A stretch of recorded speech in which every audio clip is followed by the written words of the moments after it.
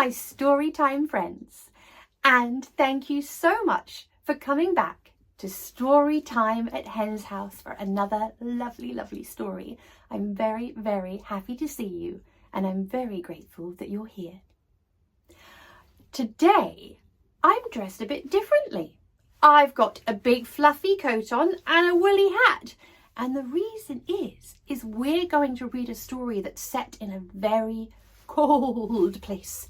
And I was worried that I might get a bit chilly while reading it. So you might want to go and put your woolly hat on so that you don't get chilly while we're reading it too. So today's story is called The Yeti Who Paints the Rainbow. And it's written and illustrated by Alex James. Now, if you've got a copy of the book, you can pause the video so you can go and get it and read along with me. If you don't have a copy of the book, don't worry. It will all be on the screen and you can read along that way. All right, shall we get started? Yes? Okay. The Yeti Who Paints the Rainbow. Are you dressed up warm? Far, far up north, where the wind gives you chills, is a land of crevices and snow-covered hills, where the snowscape is quiet, and the waters, though deep, are silent and still, as though all life is asleep. But something is lurking deep underground. A creature unlike any other is found. With fur as white as the frost on the trees, and muscular arms that reach down to his knees. Its padded paws are huge and strong, its teeth like icicles are sharp and long. The creature's a Yeti. Snowfoot is his name, and though he looks fierce, his heart is in pain. He has lived in this cavern for who knows how long, with no way to escape and get back to the throng. But though life is tough, he passes the time by harvesting gems from an underground mine. Reds, golds and blues, yellows and greens.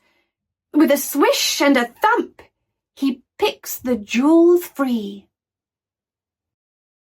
And back in his cave, with a pestle and mortar, adding glowworm silk and plenty of water, he mixes together with vigour and haste to create the most wondrous colours of paste. All of a sudden, falling nose over tail, a mouse tumbles into the cave with a wail. And just as a mouse approaches the floor, Snowfoot extends the gentlest of paws. The Yeti tries to tell his name, but the mouse takes one look at his hulking frame and, squeaking and trembling, hops away in surprise. Alone again, Snowfoot sadly sighs. By himself once more, and with a weight in his heart, he turns his attention back to his art. His paws are the brushes, his canvas the cave, and he transforms the rock with a flick and a wave. An explosion of hues, shapes, textures and lines, each colour a memory of happier times. A sweep of blue here like clear summer skies, some green over there like the grass on the rise. Red for the berries in trees by the lake that he and his sister would climb up and take.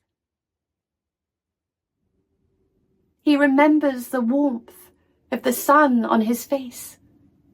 So yellow appears with orange in chase. But the colour he misses more than all others is violet, like the kind eyes of his mother. Those eyes would look upon him with a soft, caring gaze, as she soothed him and healed every bump, bruise and graze. Building to a crescendo, colours flow and surge, and the Yeti's story begins to emerge. It starts far away, many years ago, with a troop of Yetis marching through the snow. They are making their annual journey down south, following the river towards its mouth. A fishing trip, a holiday, and as the sun comes out, the Yetis play. Out of the blue, with a quiver and quake, the ground underneath them shudders and shakes. Snowfoot is falling, and all becomes dim. The howls of his troop sound far off and thin, until at last, feeling battered, tumbled, and tossed, he awakes in the cave, alone, cold, and lost. Snowfoot stops painting, and the vision is gone. He misses his family. It's been far too long. Watching the drama, and transfixed completely, is the little brown mouse who has snuck back discreetly. Up to Snowfoot it creeps and nudges his toe, and with a tilt of its head squeaks, "It's time to go!" Though perfectly puzzled, he lets the mouse lead. "Come on, Snowfoot," says Mouse. "It's time you were freed." In the deepest dark of the cave, Mouse shares his plan of attack, as he scurries up a rock face and disappears into a crack.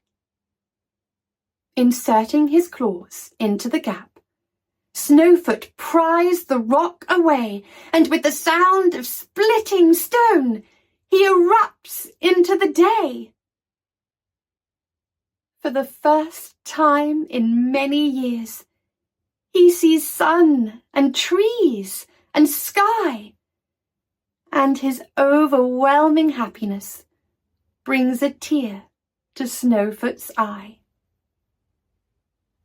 The two friends travel onwards, Mouse perched on Snowfoot's arm, through forests, over rivers, past homesteads, fields and farm, until at last they slowly climb a grassy hill of green, and as they mount the summit, they spot the greatest sight they've ever seen.